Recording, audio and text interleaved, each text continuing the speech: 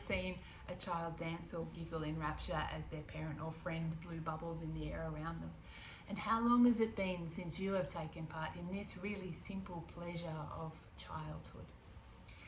In my worshipping communities, every so often I'll bring along a big collection of these tiny vials of bubbles and hand them out during the prayers. With each spoken prayer, we pause and we blow bubbles into the air, and we take a moment to watch the bubbles as they spread out into the air around us.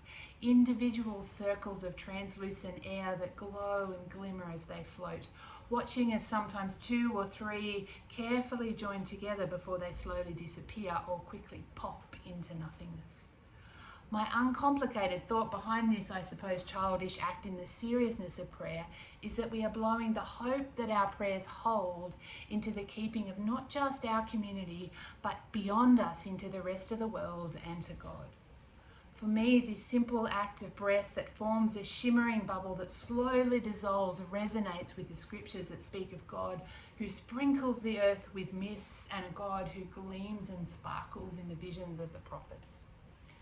It also reminds me of the fleetingness of every moment and of every missed opportunity, the fleetingness of every seized joy and every seized embraced adventure.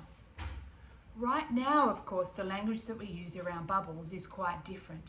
Bubble is the term that we use for our household for the people that we are allowed to be physically present with in the everyday. In our lockdown world, bubbles are less fleeting and much more robust than those of the former prayers of my community. And right now we need them to be. We don't want them to burst. But there are some things about the bubbles that I associate with prayer and scripture and the simple joy of children that are still relevant to the bubbles of our world right now. The bubbles we live in still gleam because they are filled with each of us and our creativity and our love.